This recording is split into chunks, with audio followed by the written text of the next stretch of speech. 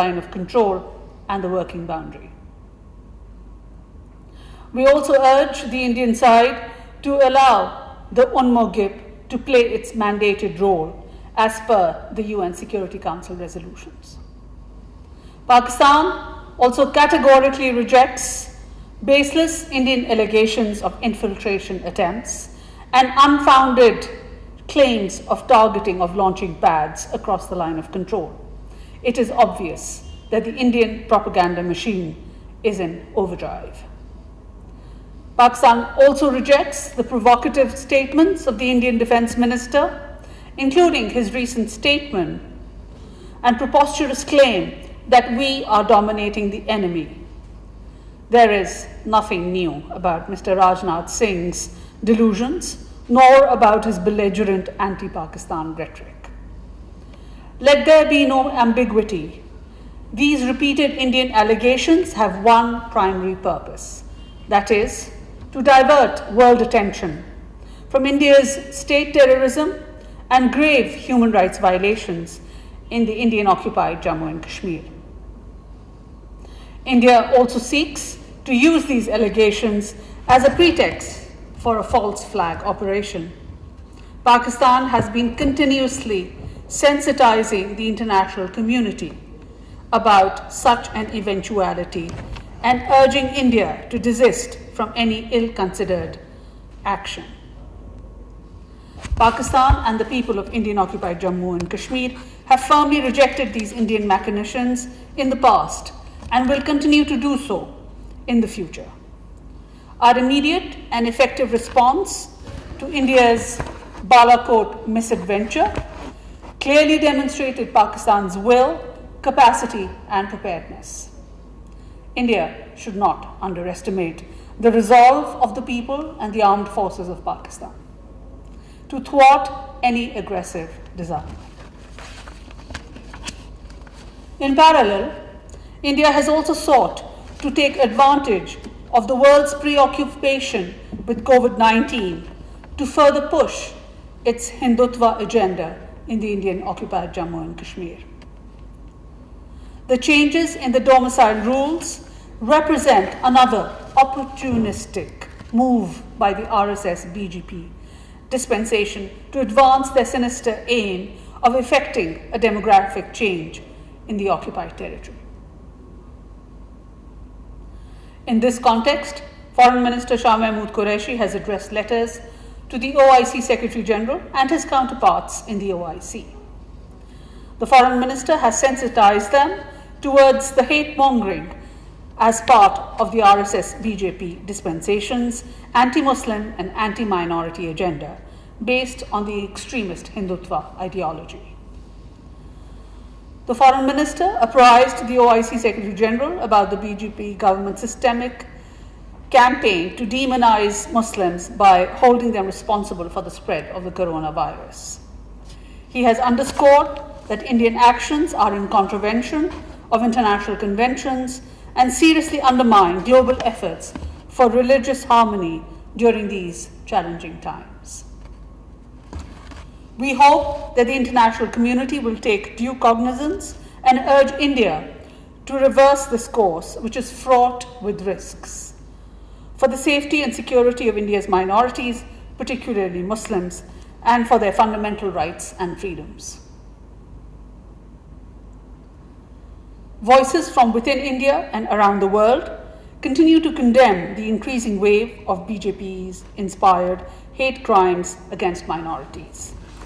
The US Commission on International Religious Freedom, in its annual report, has once again placed India into its list of country of particular concern for engaging in and tolerating systematic, ongoing, and egregious religious freedom violations. The report has highlighted that the Indian government allowed violence against minorities and their houses of worship to continue with impunity and also engaged in and tolerated hate speech and incitement to violence.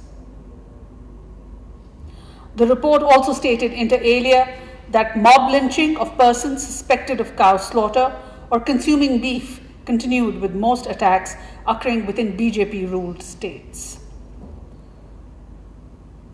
As you are also aware, separately, that the Prime Minister's call for a global initiative on debt relief has been widely welcomed at the United Nations, including by the President of the General Assembly and the Economic and Social Council. In consultation with the UN and other international institutions, Pakistan will convene a group of interested countries at the UN to commence consultations on further steps that can be taken to evolve a comprehensive solution to the debt challenges of developing countries resulting from the COVID-19 pandemic. The Prime Minister and the Foreign Minister will be reaching out to a number of world leaders to discuss the need for a coordinated and comprehensive solution to the debt issue. Earlier, Pakistan's preparedness and response plan to combat COVID-19 was virtually launched on 23rd April 2020 on a global scale in collaboration with the UN, World Health Organization, World Bank, Asian Development Bank, and other global partners and stakeholders. The PPRP has been envisaged to enable Pakistan to effectively mitigate the incidence of COVID-19 in the country by strengthening capacity in emergency prevention, response, and relief and building of health systems. In the face of the challenge posed by the coronavirus pandemic, the Chinese government and the Chinese people have stood firmly by Pakistan and their Pakistani brethren.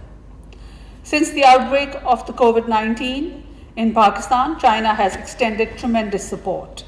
It has so far provided $4 million in cash donations, in addition to 390 ventilators, 330,000 testing kits, 830,000 N95 masks, 5.8 million surgical masks, 42,000 protective suits, and millions of other protective equipment.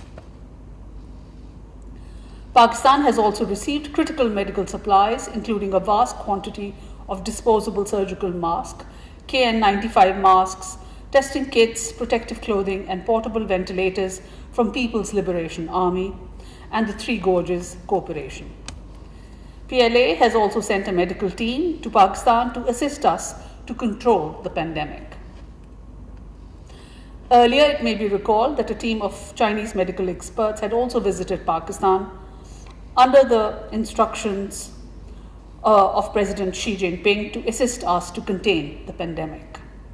The team stayed in Pakistan from 28th March till 17th of April and visited various provinces in Pakistan to strengthen their capacity. Their experience has greatly helped Pakistani health practitioners to understand and better deal with the spread of the coronavirus. In addition to this, the Jack Ma Foundation has provided 2 batches of medical supplies, over 500,000 face masks, including N95 masks, and a number of ventilators. Moreover, provincial governments, chambers, and private corporations in China have donated vital medical equipment to our provinces and institutions. China has also helped and facilitated Pakistan in commercial procurement of medical supplies from different Chinese manufacturers. We are immensely grateful to the government and the people of China for extending both moral and material support to Pakistan in the wake of the outbreak of COVID-19. The compassion, generosity, and thoughtfulness shown by the Chinese government and the people will be long remembered by the people of Pakistan.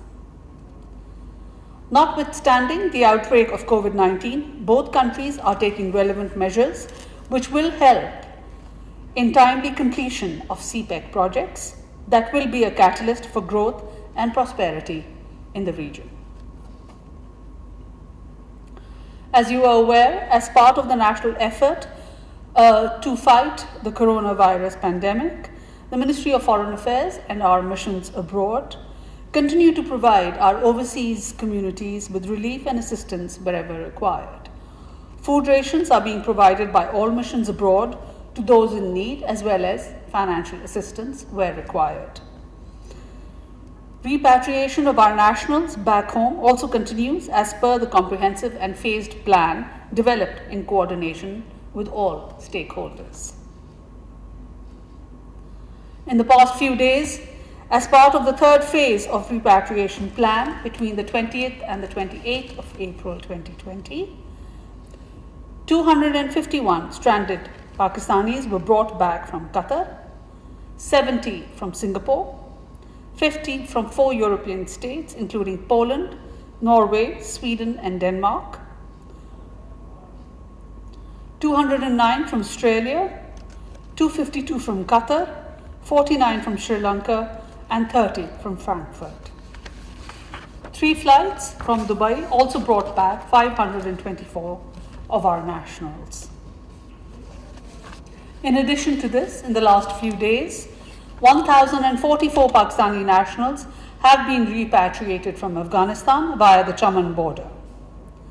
So altogether, between the 21st of March and the 28th of April, 14,330 of our nationals have come back home safely from 32 countries. And finally, in order to strengthen our communication and exchange with all Pakistan missions